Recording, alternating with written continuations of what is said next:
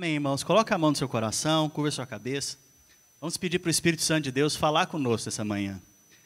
Em nome de Jesus. Pai Santo, Pai, nós te agradecemos, Senhor, pela tua bondade sobre nossas vidas. Pai, nós te agradecemos por esse lugar que o Senhor proporcionou a nós para reunirmos aqui como igreja. Pai, nós agradecemos ao Senhor por tudo que tem feito, mas nós ansiamos pela manifestação da tua glória. Nós ansiamos pela manifestação da tua glória bendita sobre as nossas vidas. Espírito Santo de Deus, permeia os nossos corações, fala conosco nessa manhã, direciona aqui a tua palavra, direciona aqui o evangelho do Senhor. Espírito Santo de Deus, manifesta aqui a glória que vem de ti. E que seja honrado ou glorificado nesse lugar, Cristo Jesus. Pai, em nome de Jesus, nós te agradecemos pela tua palavra. Fala conosco nessa manhã, em nome de Jesus. Irmãos, nesses dias eu tenho pregado uma série de palavras a respeito dessa comunhão que nós podemos ter com Deus residente, com esse Deus que habita dentro de nós. Sabe, há 2 cultos atrás, eu ministrei sobre Cristo está em vós, a esperança da glória. Eu não sei se vocês lembram, quem estava aqui, a implicação dessa verdade, tão básica, mas ao mesmo tempo tão profunda na sua vida, na minha vida. Sabe, isso muda paradigmas, porque agora você não adora Deus num lugar, mas você adora Deus em qualquer lugar, porque Ele está dentro de você. Sabe, agora você pode caminhar e Deus habitando dentro de você, e você caminhando com Ele. Agora, Deus, Ele é residente dentro de você, e você não é hotel de Deus, que Ele vem e sai, mas Ele habita e mora dentro de você. Sabe, essa foi uma das verdades que eu tenho falado nesses dias. Sabe, a segunda verdade que eu compartilhei no culto passado é sobre andar em descanso, andar em paz, andar nesse descanso que Deus dá quando você chega em Canaã, né? Quando você chega na terra prometida, e a terra prometida para mim e para você hoje é Cristo, e Cristo já está em nós, e agora você também habita em Cristo. Então a segunda verdade é que você habita nele, mas a primeira verdade é que ele habita em você. Então agora você mora em Cristo, você habita em Cristo, você está assentado com ele nas regiões celestiais, e todos os seus inimigos estão sendo colocados debaixo do seu pé, dos seus pés. Então essa é a segunda verdade que eu tenho pregado nessa série, sabe? E existe algumas verdades ainda que eu vou estar compartilhando nos próximos cultos, e nós estamos num período que nós estamos plantando as células de estações, e já começaram algumas células, e a estação que nós estamos participando agora é a estação da comunhão. Cada mês é uma estação, são 4 estações, amém, irmãos? Então, esse mês é a estação da comunhão. Então eu tenho pregado muito a respeito da comunhão com Deus, de você ter relacionamento com Deus, de você ter relacionamento com o Pai, e também ter relacionamento com seus irmãos, amém? E eu quero reforçar uma verdade básica do Evangelho, né? Que você está em Cristo. Então nós vamos construir a palavra de hoje em cima disso, que você está em Cristo. Nós vimos que Cristo está dentro de você, mas por outro lado, você está em Cristo. Você está com Cristo, em Cristo, amém? Sabe, você faz parte de uma geração, meu irmão, talvez você não tenha noção ainda de revelação, mas que vai participar de um grande avivamento, vai participar de um grande mover de Deus, sabe? E existe um mover de Deus para os nossos dias, existe um mover de Deus para os nossos dias. Olha aí para o seu lado, fala para a pessoa que está ao seu lado, fala, meu irmão, minha irmã, você está dentro do mover de Deus. Esse mover vai aumentar. Fala para ele. Sabe, o Senhor tem nos preparado para esse grande mover. Talvez você olhe para aqui dentro, você fala, nossa pastor, mas como que é isso? É comigo mesmo? Vai acontecer através da minha vida também? Sim, através da sua vida. Hoje, provavelmente para alguns, nós somos poucos. Nós somos cerca de 100, 120 pessoas que nem todos vêm ao culto no mesmo domingo. Muitas vezes existe um revezamento, né? Alguns vão à praia. Quando aumentar o calor, então, olha, eu já vou te falar uma coisa, irmãos. Vá para a praia não, vem primeiro para o culto. Amém? Já pega a sua mochila de praia, deixa dentro do carro, que acabar o culto, você já vai para a praia. E eu vou até junto com você e vamos lá fazer um louvor junto e um churrasco. Mas vem para o culto antes, amém? Mas existe um grande mover, como eu disse, irmãos, a acontecer nos nossos dias. né? Existe um grande mover sendo liberado sobre as nossas vidas. E aqui que você está olhando aqui agora é só o começo. Só o começo do que Deus vai fazer nessa cidade, nessa região, nesse condado, nessa nação, em o nome de Jesus Cristo. Amém? E tudo isso vai acontecer como? Vai acontecer através do Evangelho. Não tem outra maneira de acontecer. Vai acontecer esse mover de Deus através do Evangelho, né? E do entendimento desse Evangelho, que é o mais importante. Porque não adianta nada o Evangelho estar lá, ele não está aqui. Você tem que entender o que é o Evangelho. Você tem que entender o que é essa nova aliança, quais são as implicações disso para a sua vida. Isso tem que gerar fé no seu coração. Amém? Em Romanos, no capítulo 1, versículo 16, sempre que você for projetar a palavra, aí no fundo, coloca a revista atualizada, por gentileza, para a gente ficar na mesma versão. Pois não me envergonho do Evangelho, porque é o poder de Deus. O que é o poder de Deus, irmãos? Fala assim comigo, o Evangelho. Sabe, alguns pensam que oração gera poder, e é verdade. Outros pensam que o poder de Deus é o Espírito Santo. É verdade, o poder de Deus é o Espírito Santo. O Espírito Santo manifesta o poder de Deus. Mas é através de uma pessoa que é expressa no Evangelho que esse poder de Deus chega a nós. Através de Cristo. Sabe? Tudo é para Cristo. Tudo foi feito por Cristo. Tudo é em Cristo. Todas as coisas acontecem nele. Todas as coisas acontecem por ele e para ele. Todas as coisas. Cristo é o mais importante. Cristo é o mais importante da sua vida, da minha vida. Sabe? E é o Evangelho que muda as histórias. É o Evangelho que muda a história desse país. É o Evangelho que muda a história da minha vida e da sua vida. É o Evangelho que muda a história de famílias destruídas, de casamentos destruídos. É o Evangelho que muda a história de pessoas que estão envolvendo com drogas. É o Evangelho que muda a vida dos nossos filhos. Sabe? Muitas vezes você pensa que é uma boa escola que vai mudar a vida do seu filho. Isso pode ser bom para a educação dele. Mas o que muda a vida do seu filho e do meu filho é o Evangelho. Sabe? O que muda esse país não é o presidente Donald Trump. O que muda esse país é o Evangelho. Sabe? O que muda essa cidade não são boas diretrizes para a edificação dessa cidade. Não é um bom governo que muda essa cidade, é o Evangelho. Sabe, o que muda a sua região é o Evangelho. Sabe, o Evangelho é onde o poder de Deus atua. Enquanto você ministra e eu ministro a respeito do Evangelho, o poder de Deus é liberado. Pessoas podem ser curadas, restauradas, transformadas. Sabe, é o Evangelho que muda a vida de pecadores como eu. É o Evangelho que muda a vida das pessoas lá fora, irmãos. A pregação do Evangelho tem que ser a nossa prioridade máxima. Tem que ser a minha prioridade e a sua prioridade. Sabe, somente o Evangelho que faz com que os céus estejam abertos sobre as nossas vidas. Sobre a minha vida e a sua vida. Muitas vezes você quer aprender coisas profundas em Deus. Isso é bom, não é ruim. Mas existem verdades simples, que são tão profundas e são expressas no Evangelho. E como eu disse, os céus abertos sobre a minha vida e sobre a sua vida dependem do Evangelho. Sabe?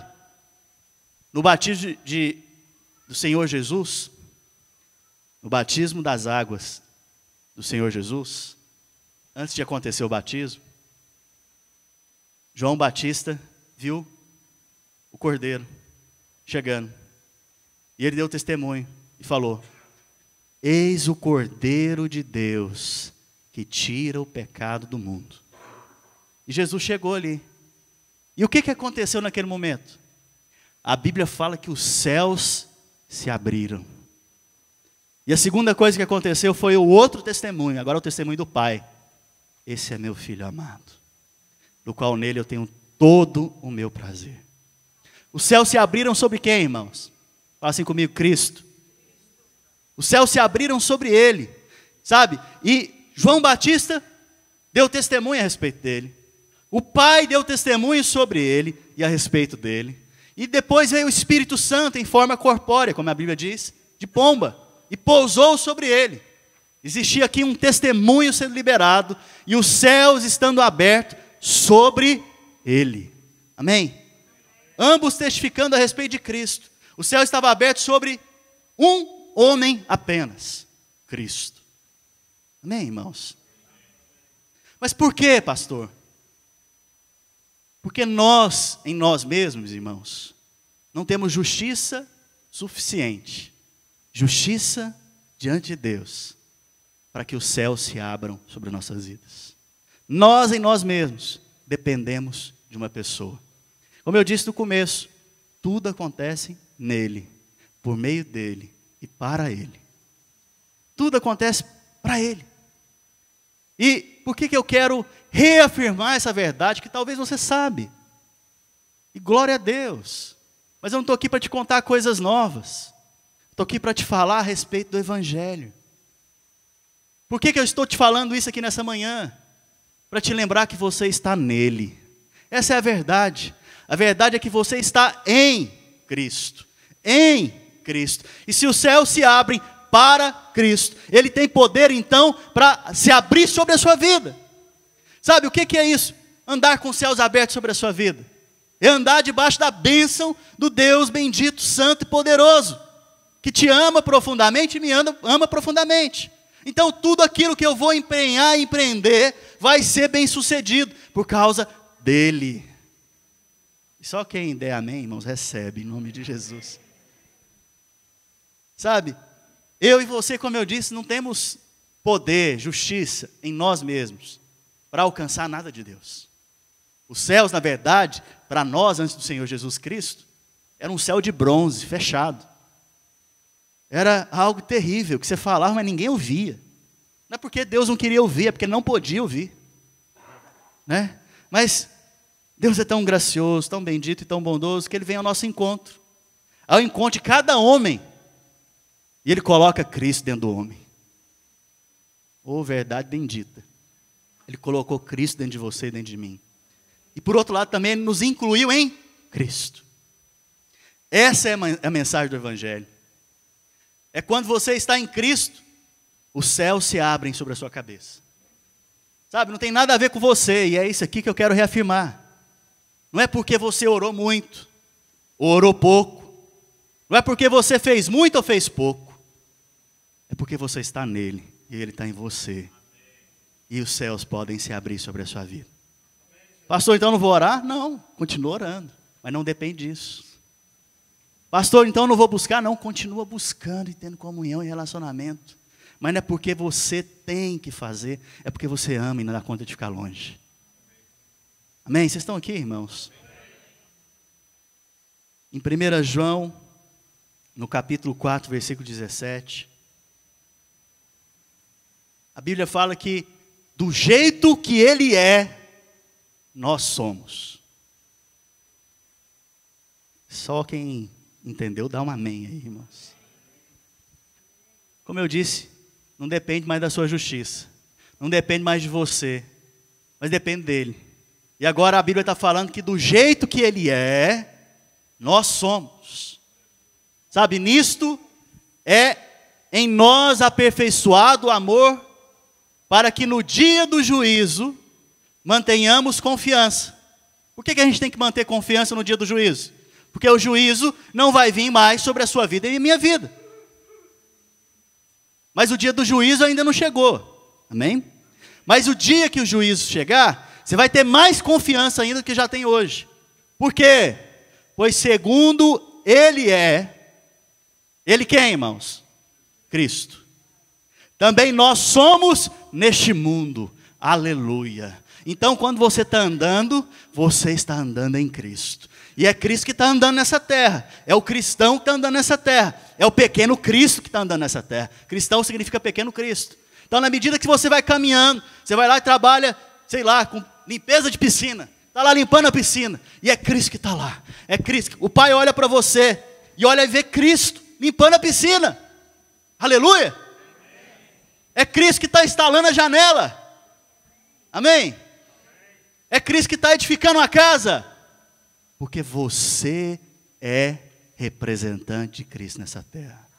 Você é a expressão de Cristo nessa terra. Então, quando o Pai olha para você, Ele vê quem? Cristo. Porque todas as coisas acontecem em Cristo. Cristo é abençoadíssimo. Você é abençoadíssimo. Cristo é muito amado, meu filho amado, do qual eu tenho todo o meu prazer. Você dá prazer para Deus e alegria, porque você tem Cristo. Vocês estão aqui, irmãos? Irmãos, talvez você já ouviu isso várias vezes, mas eu amo falar disso. Esse é o Evangelho.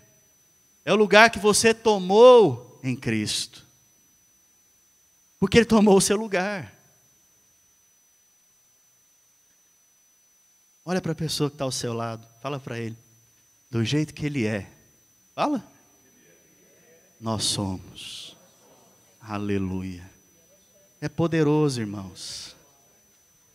Então o que é o Evangelho, pastor? Essa forma maravilhosa. Em que Deus faz tudo em Cristo. Só Cristo é abençoado.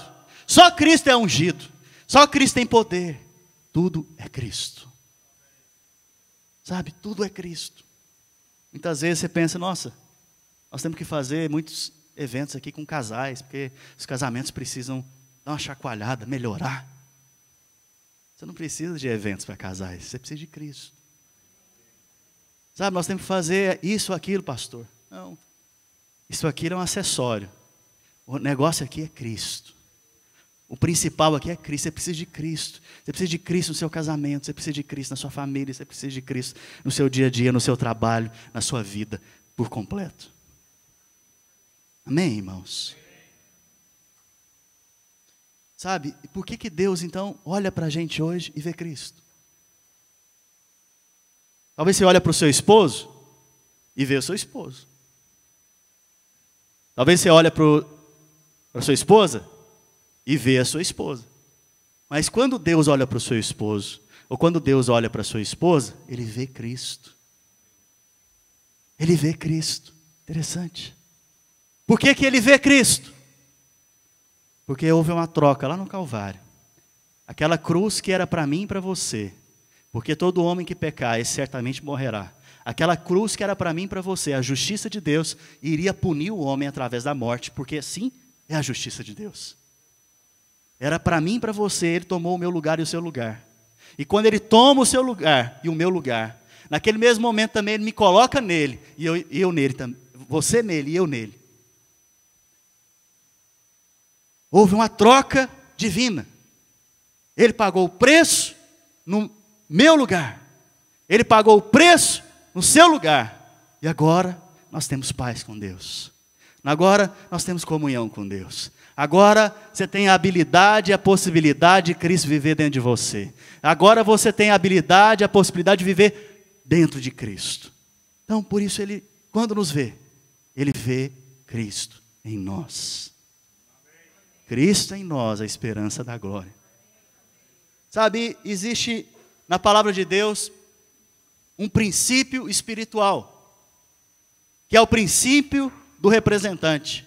Vocês vão entender melhor isso agora. Fala assim comigo, princípio do representante. Sabe, esse princípio espiritual e poderoso fala da forma com que Deus trabalha na terra. Como que é isso, pastor? Deus lida, Deus age, Deus atua através do representante. Ninguém pode se chegar diante de Deus se não for pelo seu representante, que Ele estabeleceu. É preciso que você seja levado ao representante, e o representante te leve a Deus. É um princípio espiritual. É por isso que Jesus disse: ninguém vem ao Pai a não ser por... Jesus é o quê? É o caminho, a verdade e a vida. Tem como projetar aquela imagem que eu te pedi? Por que Jesus disse, eu sou o caminho, a verdade e a vida? Quem está lá no curso de maturidade, aprendeu isso na aula passada. Olha só, esse aqui é o tabernáculo de Moisés. Essa primeira entrada, O nome dessa primeira entrada é o caminho. Interessante? Eu sou o caminho. Jesus falou, eu sou o caminho. O tabernáculo de Moisés era dividido em 3 partes. A parte de fora, dentro desse cercado, é o átrio. Dentro daquela estrutura, era dividido em 2 partes. O santo lugar e o santíssimo lugar. Jesus disse, eu sou o caminho. A presença de Deus, a glória de Deus estava aqui no fundo, no santíssimo lugar. Mas ele disse também que ele é a verdade. E a segunda porta, aquela lá, vocês podem ver, o nome dessa porta é a verdade. E eu sou a vida. A terceira porta, onde tinha um véu, onde o véu se rasgou, nós vamos ver daqui a pouco. O nome dessa porta é a vida. Então quem que levava?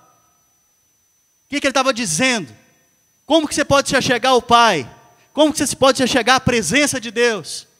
Eu sou o caminho, a verdade e a vida. Ninguém entra por essas portas, a não ser por mim. Se você quer experimentar da presença gloriosa de Deus, entra por mim. Eu vou te levar. Ele é o fim. Ele é o meio, mas ele vai te levar ao fim, que é a presença do Pai.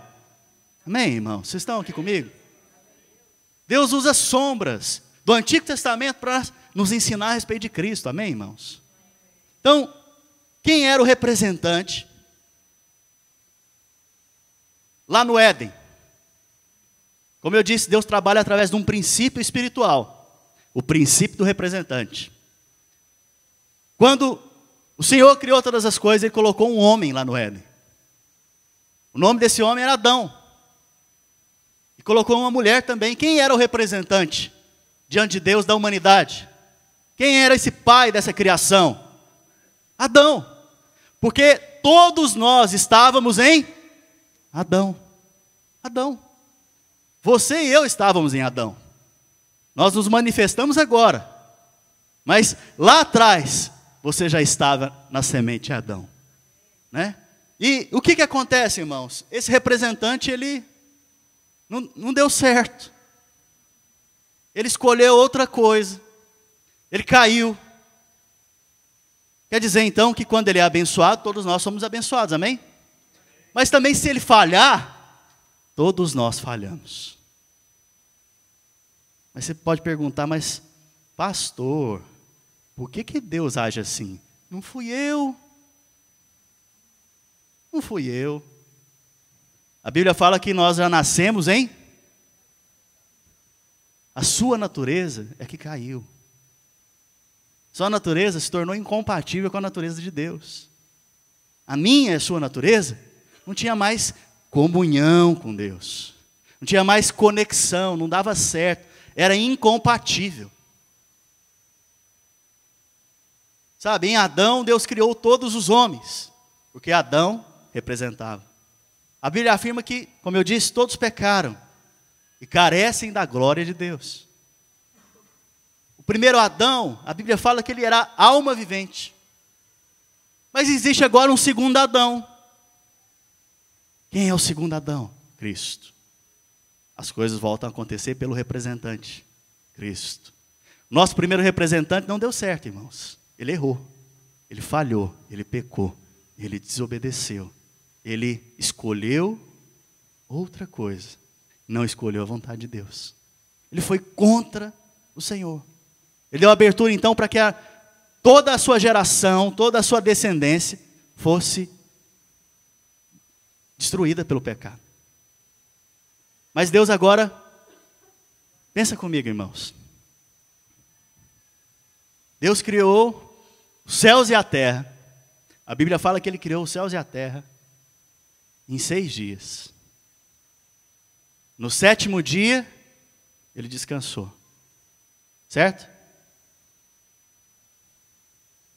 Depois que Ele criou os céus e a terra, Ele colocou o homem lá no jardim. Mas o homem caiu. Quantos milhares de anos depois que Ele foi conseguir redimir o homem? Você já parou para pensar nisso? Quantos milhares de anos depois ele conseguiu fazer aliança com Abraão, para começar então o plano de redenção do homem. Depois ele levanta Moisés, e ele lidar com Moisés e não com o povo. Depois ele levanta reis, profetas e juízes em Israel. Depois ele escolhe essa nação, que é Israel. Depois ele levanta o Messias. Quantos milhares de anos para chegar a esse ponto? Sendo que apenas em alguns dias ele criou tudo. Qual deu mais trabalho? Redimir o homem ou criar todas as coisas? Tudo que ele criou por meio da sua palavra. Então, haja Marte. Estava lá estabelecido o planeta Marte. Haja o planeta Terra. Estava lá estabelecido pela palavra. Mas eu e você, para redimir a gente, ele não fez imediato pela palavra, porque foi trabalhoso demais. Mas é um trabalho que já estava diante dele. Amém? Isso tudo para mostrar para mim e para você que não depende de mim e você mais. Depende do representante. Quem é o seu representante hoje diante do Pai? Cristo. Cristo. Então, da maneira que, a partir do momento que você crê em Cristo, você se entrega a Ele, você está dizendo para o Pai: Ele é o meu representante. Ele é o meu representante. Vocês estão aqui comigo, irmãos? E o que acontece com o representante, ele atribui a você. O que aconteceu com Adão, ele não atribuiu a todos os descendentes? Agora, o que aconteceu com Cristo, ele atribuiu a todos aqueles que nele confiam, que a ele se entregaram. Amém, irmãos? Mais uma vez, não depende de você, depende do seu representante. Sabe, lá em 1 João, no capítulo 4, versículo 17, mais uma vez, assim como ele é, nós somos também. Essa é uma verdade bendita, irmãos.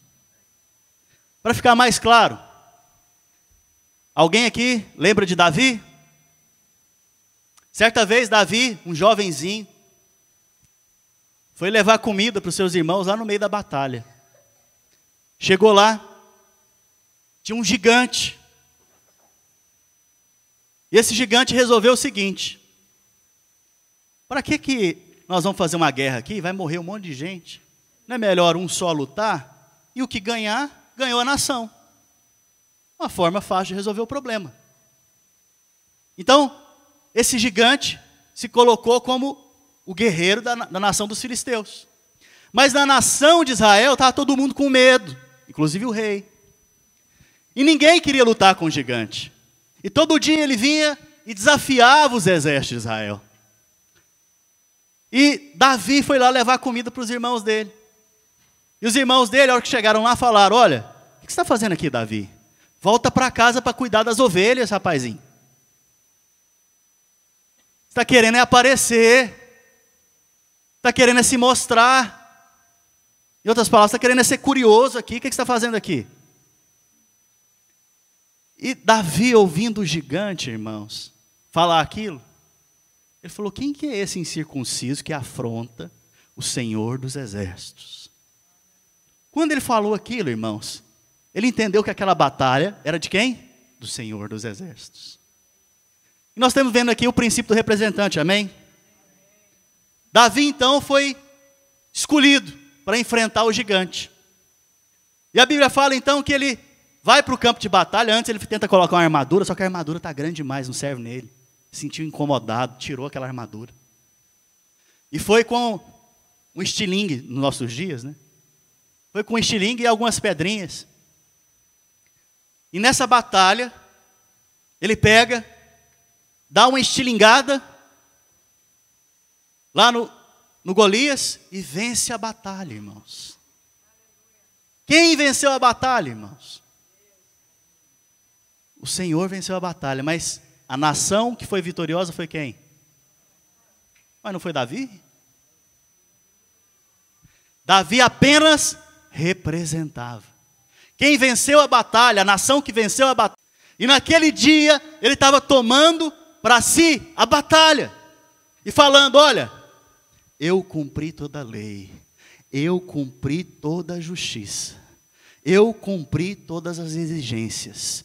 Não existe pecado em mim, mas eu vou pagar o preço. Eu vou pagar o preço. E eu vou vencer essa batalha. Então ele é o nosso representante, assim como Davi foi da nação de Israel. Sabe, aparentemente Davi não tinha condições alguma de ganhar daquele gigante. Aparentemente, a Bíblia diz que Jesus não tinha formosura.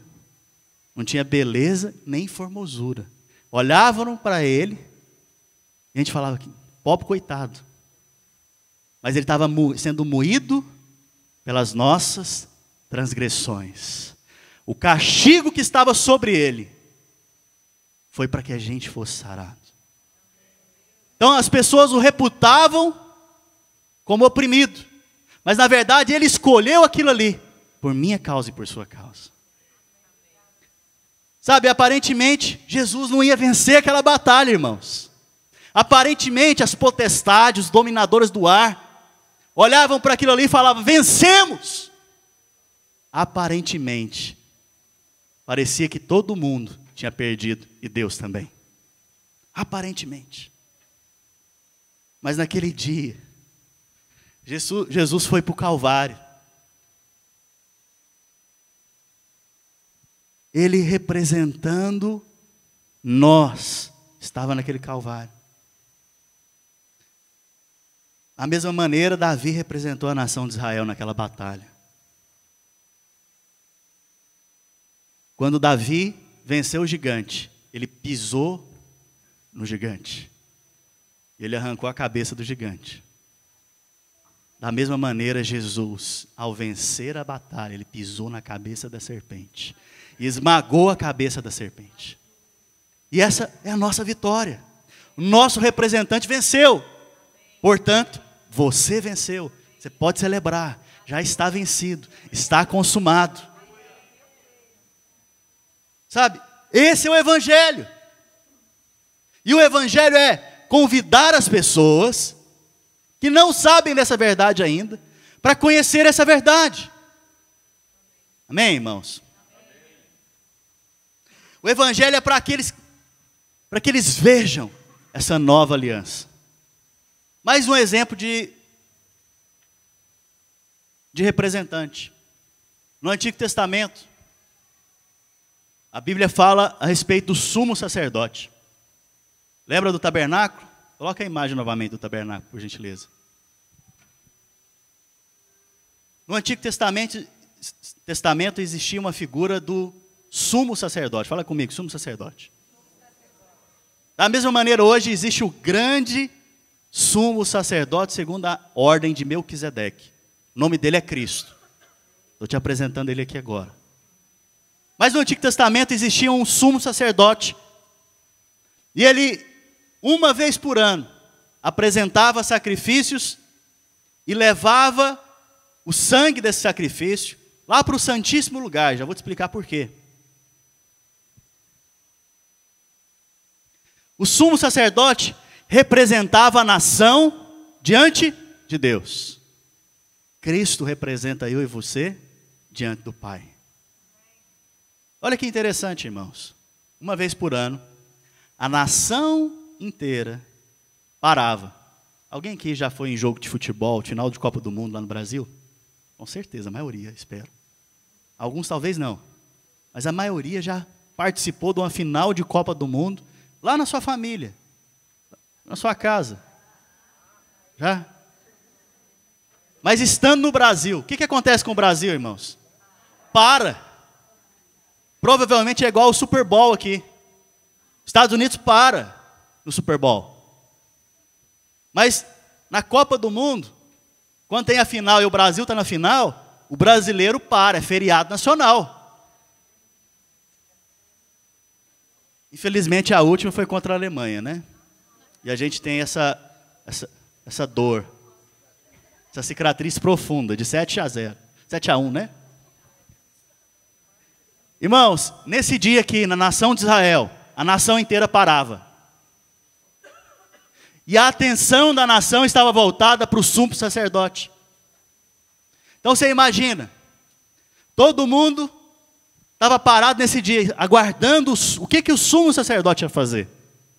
Então de manhã, muito provavelmente de manhã, não sei os horários, mas ele acordava, e já tinha uma equipe em volta do sumo sacerdote. Ele não podia estar em pecado naquele dia, porque se ele tivesse em pecado, ele poderia morrer.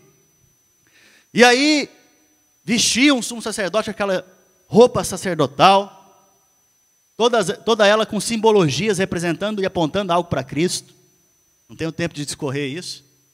E aí, ele entra ali no tabernáculo, pelo átrio.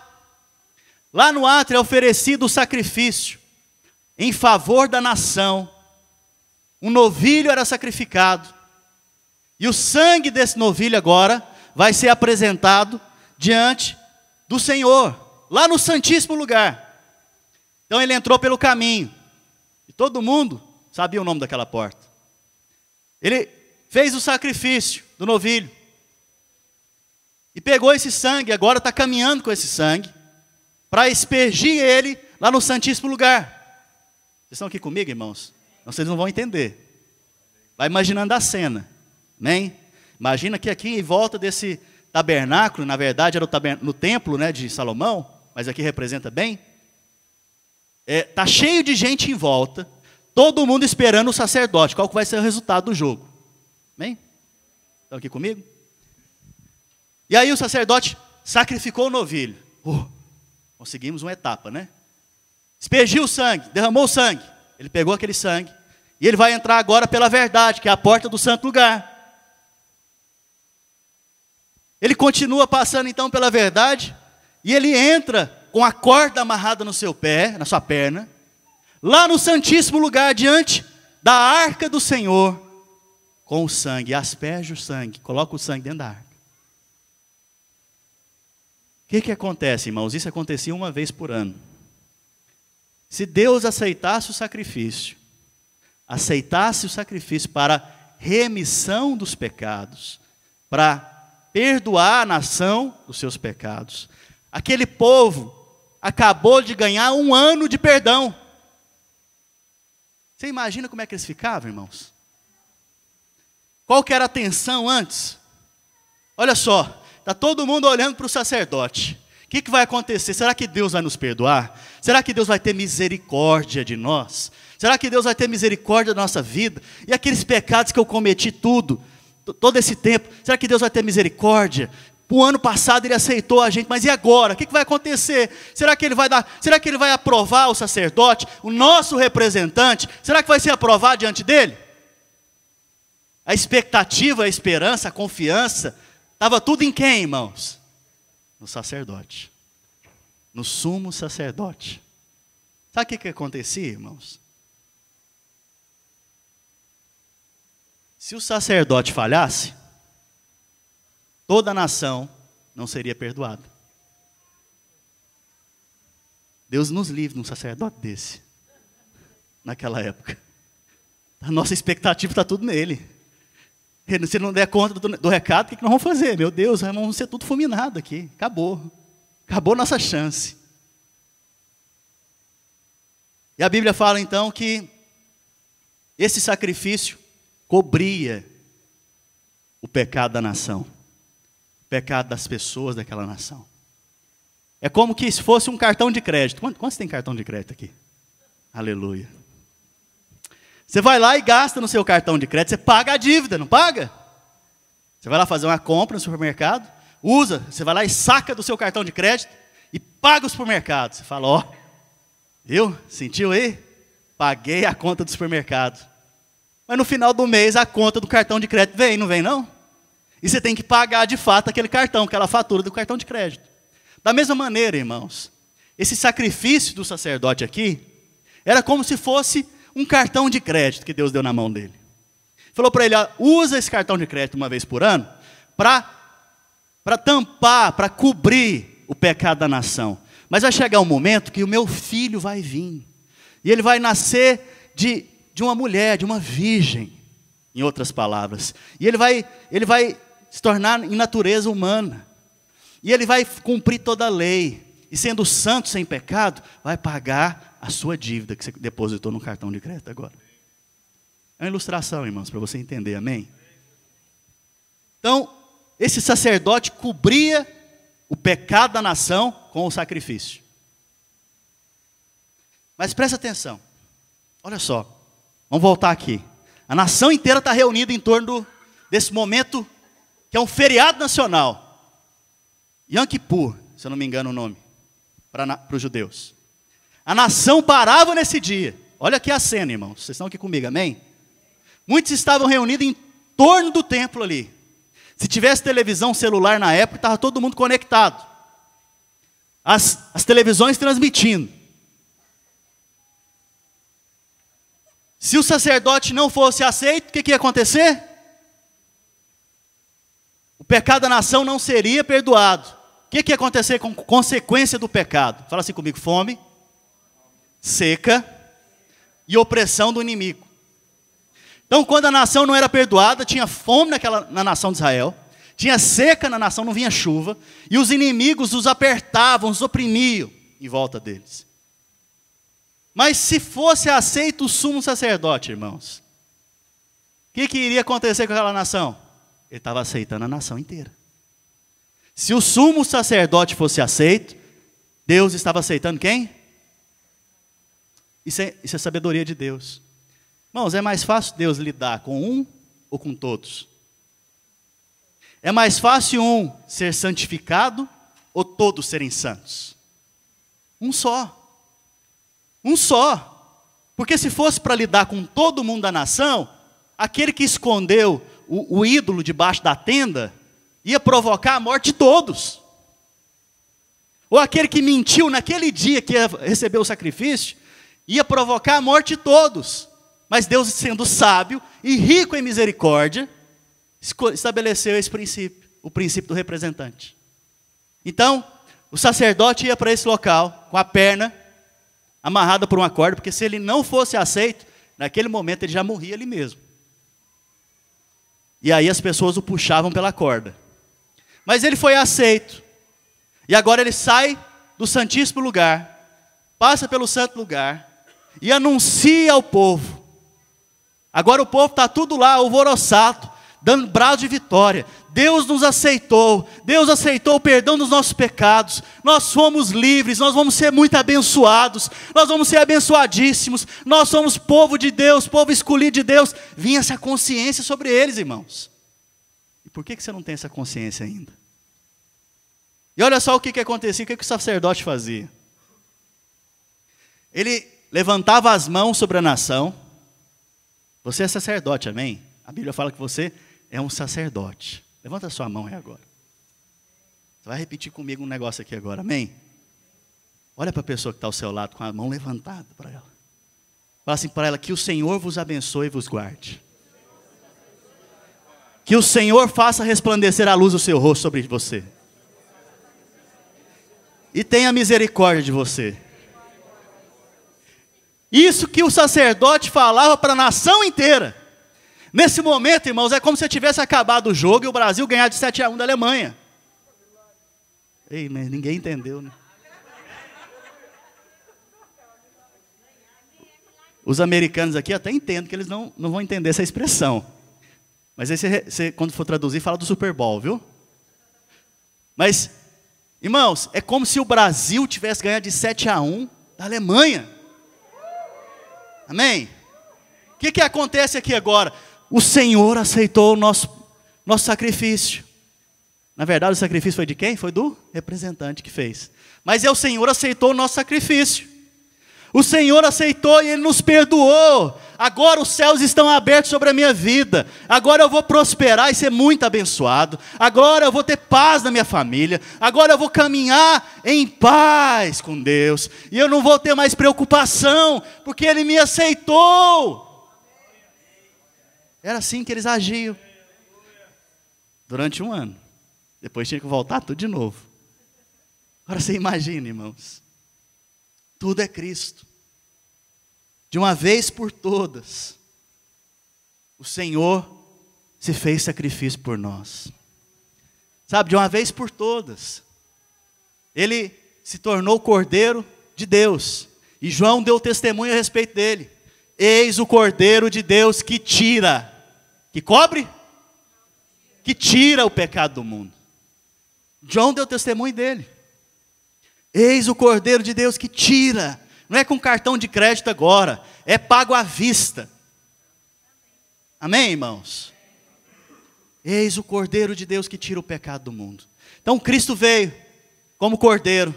E esse é o Evangelho que eu estou falando, amém, irmãos? Essa é a mensagem do Evangelho. Cristo é o seu representante e o meu representante, amém, irmãos? Então o Cordeiro de Deus vem e tira o pecado do mundo. E a Bíblia fala então, que ele foi crucificado naquela cruz. E ele morre naquela cruz. E a Bíblia fala que ele se entregou. Porque se ele não quisesse morrer, não tinha morrido. Ele poderia pedir uma legião de anjos para o salvar. E ele mesmo falou, eu dou a minha vida. Ele se entregou. E naquele momento que ele se entregou, ele fez o sacrifício. E o sangue dele foi derramado. Esse sangue foi aspergido dentro do lugar santíssimo. A Bíblia fala que ele ficou 3 dias. Na onde? No mais profundo. Para mostrar o sangue. Para fazer remissão dos pecados. Para mostrar que quem tinha pago a dívida. Que não existia mais dívida em cartão de crédito nenhum. Para mostrar que não existia mais dívida alguma. Não existia dívida de supermercado nenhum. Não existia dívida de nada. Agora ele pagou toda a dívida. Ele não só pagou a dívida, te deu uma poupança. Porque você é herdeiro com ele. Amém? A partir do momento que você é herdeiro com ele, você também, não estou falando de financeiro aqui não, viu, irmãos? Presta atenção. Você também agora recebeu bênçãos espirituais com ele, em Cristo. E você é muito abençoado. Você é muito rico. Você é muito, os céus estão abertos sobre a sua vida agora. Então você anda e você tem paz com Deus. Você anda e você caminha em comunhão com Deus. Você anda e se sente perdoado, porque a paz do Senhor reinou dentro de você, a partir do momento que você se entregou para Ele. Você caminha agora e confia no seu representante, que não pode ter pecado algum, que a Bíblia diz que Ele é sem pecado, que não tem como Ele ter falhado, porque Ele é perfeito. Não tem como ter feito de uma maneira errada, porque Ele fez de forma santa e bendita. Pagou toda a dívida. Esse é o meu representante, o seu representante. Qual que é a garantia que o Senhor aceitou o sacrifício lá no tabernáculo? Alguém lembra? O sacerdote sai vivo. É ou não é, irmãos? Se o sacerdote ficasse lá, ele morreria e a nação não seria perdoada. Qual é a nossa garantia que nós fomos perdoados já, de uma vez por todas, e está consumado? Qual que é a nossa garantia, irmãos? Que Cristo ressuscitou. Ele ressuscitou. Essa é a sua garantia, a minha garantia. Ele ressuscitou. Hoje você pode caminhar em novidade de vida. Hoje você pode caminhar e os céus estão abertos sobre a sua vida. Hoje você pode caminhar e experimentar dos poderes do mundo vindouro, como diz a palavra, e viver em novidade de vida. Por onde quer que você ande, você está abençoado, porque você está em Cristo, e Cristo habita dentro de você. Quando o Pai olha para você, Ele vê Cristo. Ele aceitou o sacrifício, está consumado. Fim, Zé Fini, acabou. Amém, irmãos? Amém? E agora de uma vez por todas, Ele não só cobriu, Ele arrancou o pecado. E lançou no mar do esquecimento. E Deus não se lembra mais do pecado deles, dos nossos pecados. Aleluia. Irmãos, agora era a hora de você estar celebrando aí diante do Senhor, irmãos. Agora é a hora a final da Copa do Mundo e você venceu. E agora foi de uma vez por todas, você é campeão eterno, não tem mais quem ganhe de você. Porque acabou, está consumado. Não é uma vez por ano, agora é eternamente. Eternamente eu e você estamos livres da condenação e do juízo. O Pai nos aceitou em Cristo. E hoje eu posso ter comunhão com Ele, você também. Sabe, tudo é Cristo. Tudo é Cristo. Ele pagou a dívida, Ele quitou a dívida. Dizendo para mim e para você o sacrifício foi aceito. Sabe, e isso é o Evangelho. Essa é a nova aliança. Essa é a nova aliança que Deus estabeleceu comigo e com você. E aí talvez você pode pensar, Deus te perdoa por sua causa. Não, Deus te perdoa por causa de Cristo. Essa é a nova aliança. E agora, irmãos, Deus é tão bom, mas tão bom, mas tão bom, que Ele não concordou em te deixar com algumas garantias só não, Ele deu a garantia inteira. Hoje Ele não tem alternativa a não ser te perdoar. Vocês estão aqui comigo, irmãos? Sabe, Deus não tem alternativa a não ser te perdoar se você está em Cristo. Como que é isso, pastor? É por isso que se chama nova aliança. Nova aliança, em outras palavras, é um documento que Deus assinou, estou fazendo de forma figurativa aqui, se comprometendo com você e comigo, que Ele vai te perdoar, que Ele já te perdoou. Então hoje, quando você ora, Deus te perdoa, ou Deus te responde a oração, ou Deus te atende na sua oração, não é por sua causa, por causa dele, por causa do representante. Sabe, Deus não responde a sua oração não é porque Ele é bondoso, e Ele é bondoso, irmãos. Deus não te perdoa, não é porque Ele é misericordioso, e a Bíblia fala que Ele é rico em misericórdia, não é por isso não. Hoje, Ele te perdoa e te responde a sua oração, porque Ele te deu uma segurança jurídica. Ele te deu a justiça. Ele te deu justiça. Como que Ele fez isso, pastor? Jesus veio em carne e sangue, sendo Deus, não se usurpou ser igual a Deus, antes se esvaziou de si, e se fez a imagem de servo, e como servo, Ele se esvaziou mais, se tornando servo de homens. A Bíblia fala que Ele teve que aprender a obedecer. Irmãos, Deus obedece? Irmãos, vocês estão aqui comigo? Deus obedece? Ele não sabe o que é isso. Deus até Jesus, Ele não sabia o que era obediência. Porque Deus manda. Vocês estão aqui comigo, irmãos? Mas em Cristo Ele teve que aprender a obedecer os pais, a obedecer as autoridades, a obedecer. Ele aprendeu por obediência. E obediência que levou à morte, e morte e cruz. Então dessa maneira, Deus traz uma segurança para mim e para você hoje. Deus é bom, irmãos? Bom demais. Deus é misericordioso? Mas Ele te perdoa hoje baseado na bondade e na misericórdia dEle? Fala não. Fala com toda convicção, não. Porque, irmãos, a Bíblia fala lá em Romanos, no capítulo 9, versículo 15. Versículo 15 e 16. Terei misericórdia de quem eu me aprouver, quem eu quiser. E terei misericórdia de quem eu quiser compadecer. Vou ter misericórdia, então, em outras palavras, de quem eu quiser. Se eu quiser ter misericórdia do Josiel, eu vou ter. Mas do Toninho eu não quero ter misericórdia dele, não. Deus poderia fazer isso. Porque misericórdia é algo que depende dEle. E Ele é rico em misericórdia, a palavra de Deus diz.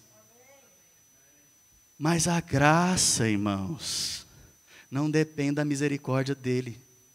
A graça de Deus não depende da misericórdia dEle. Depende da justiça. Deus é justo? Deus pode ser misericordioso com um e com o outro, não? Fala assim comigo, pode. Ele foi misericordioso com a nação de Israel, mas outras nações não. Mas Deus pode ser justo e injusto? De jeito nenhum. Nele não há sombra de variação. Ele é justo. Quando as causas são levadas ao juiz, o juiz ele faz cumprir o quê? A lei. Fala assim comigo, faz cumprir a lei. Juiz pode ser misericordioso, irmãos? Não. Juiz não pode ser misericordioso, ele tem que cumprir a lei, senão ele está fora daquilo que ele foi estabelecido. E o que o Senhor fez? Ele sendo justo, Ele quis te dar uma segurança maior. Ele elegeu um representante que é Cristo. Ele pagou o preço e cumpriu toda a lei. E agora, quando você se chega diante do juiz, o seu representante vai com você e fala, está pago. Na onde que está escrito que está pago? Nas mãos dele, nos cravos. Nos cravos que foram colocados na mão dele na cruz. Está pago. Não tem mais dívida. Não tem mais condenação. Hoje eu posso andar em vida. Hoje eu posso andar em abundância. Hoje eu posso ser abençoadíssimo. Equipe do louvor, vem aqui, por favor. Qual que é a maior falha que existe com os crentes, irmãos? Acontece qualquer problema, o crente fala, tem misericórdia. Misericórdia de mim. Vamos supor que lá no seu trabalho apareceu uma pessoa endemoniada, possessa de um espírito maligno. E aí seu chefe fala para você, olha, você é crente, não é? Sim, eu sou. Tem uma pessoa aqui que está endemoniada, dando trabalho ali agora, vamos lá orar com ela. O que você faz antes? Tem misericórdia, Jesus. Não me envergonha aqui agora, não. Me ajuda, Jesus. Quando eu falar, esse demônio saia. É ou não é, irmãos? É o crente misericórdia, né? Mas Deus lida com você com base na misericórdia, acabamos de aprender aqui que não. Deus lida com você e comigo, o Pai lida comigo e com você, com base na justiça. Mas na justiça sua, você não tem condição. Então para que muitas vezes você se achega diante dos irmãos para dar um testemunho? Não, pastor, eu tenho orado, eu tenho jejuado, eu tenho feito isso, eu tenho feito aquilo, e Deus não me responde. É a sua justiça que você está falando. O que você fez? Você acabou de fazer um monte de coisa para ser abençoado. Mas você precisa de fazer um monte de coisa para ser abençoado? Não, você precisa confiar no seu representante. Senhor Jesus, eu me entrego ao Senhor, eu sei que eu não tenho justiça em mim mesmo. Eu não posso reivindicar nada com base na minha justiça. Mas eu creio que o Senhor já cumpriu. O Senhor já pagou o preço. Hoje eu sou perdoado. Hoje eu posso andar em vida. Senhor Jesus, eu confio tanto no Senhor, porque já está consumado. Senhor Jesus, eu te apresento essa causa. E eu sei que eu vou ser abençoado nessa causa, porque o Senhor é bom, o Senhor é justo. O Senhor já cumpriu tudo. Eu te apresento e descanso. Eu entro no descanso, porque não existe mais condenação sobre a minha vida. Eu não tenho dúvida mais. Eu não sou mais o crente misericórdia, porque misericórdia não é para você mais. Você já tem a justiça de Cristo. Então você recebe agora a graça de Deus. Amém, irmãos? Vamos ficar de pé?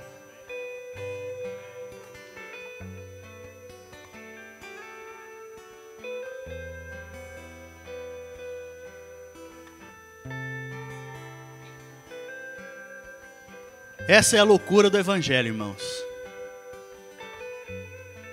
A exortação para nós hoje é: não confie em você mesmo, confie em Cristo. Sabe, talvez você é levado a confiar em algumas pessoas, e é natural que você confie em algumas pessoas. Muitas vezes você é levado a confiar em si mesmo. E esse é o grande problema do crente, confiar em si mesmo. Não confie em você, confie em Cristo. Ele é o seu representante. Ele é que tem a porta aberta. Ele é que tem os céus abertos. É Ele que tem os céus abertos. E a Bíblia já te garante que você está nele e Ele está em você. Não existe mais barreira. Não existe mais condenação. Não existe. Ele está em você. E você está nele. Pastor, eu não sei nem como agir agora diante dessa verdade. Apenas confia. Ele é o seu representante. Ele vai agir. Ele vai agir. Talvez você tenha passado por um monte de apertos. Fome e seca. Apertos inimigos. É hora de você confiar no seu representante, porque ele já venceu. E enquanto você confia nele, descansa nele, seus inimigos vão sendo colocados debaixo dos seus pés. Feche seus olhos agora. Eu quero que você, de forma ousada diante de Deus, fala para Ele agora, fala: Senhor, eu me achei com ousadia diante do Teu trono, do trono da graça, pela fé. E eu trago aqui todas essas batalhas minhas. Eu não confio em mim mesmo, porque eu estou em Cristo. O Senhor vê o Senhor Jesus em mim. Por isso que quando eu falo com o Senhor, Pai, o Senhor não olha para mim mesmo, você olha para Cristo. E eu sou como Ele é, porque a Tua palavra me garante isso. Como Ele é nesse mundo, eu sou também. Pai, em nome de Jesus, que seja feita a Sua vontade sobre a minha vida nesse dia. Assim como ela é feita no céu, seja feita a Sua vontade nessa terra hoje. Fala isso para Ele. Começa a entregar agora, a fazer suas petições com essa confiança, com essa fé. Sabe, não confia em você, confia nele.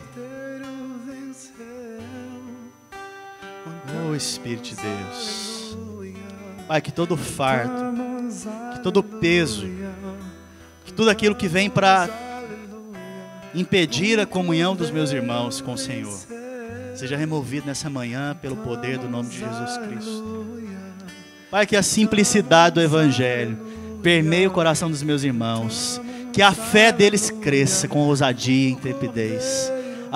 Que seja anunciado Cristo para as pessoas lá fora, que as pessoas lá fora saibam que a dívida foi paga, que o preço foi pago, que essa igreja seja uma igreja de portas abertas, abertas para receber vidas, que o Evangelho do Senhor seja anunciado através da boca dos meus irmãos, que esse Evangelho puro e simples, que o nosso representante pagou o preço, e nós estamos incluídos nele, e ele em nós. Pai, que esse Evangelho prospere, avance, cresça, e nós venhamos a experimentar do mover do Senhor nesse lugar, um mover sobrenatural, em nome de Jesus, Pai, que a gente venha sair daqui hoje, com ousadia, com intrepidez, diante do trono da graça, sabendo que estamos assentados em Cristo Jesus, sabemos que Ele é o nosso representante, e por causa dele que não falha, que é perfeito, sem mácula, nós temos fé e ousadia, intrepidez, e vamos andar e caminhar em vitórias, pelo poder do nome de Jesus Cristo. Que a glória do Senhor se manifeste nos nossos dias, que a glória do Senhor se manifeste em cada um de nós, em o nome de Jesus Cristo.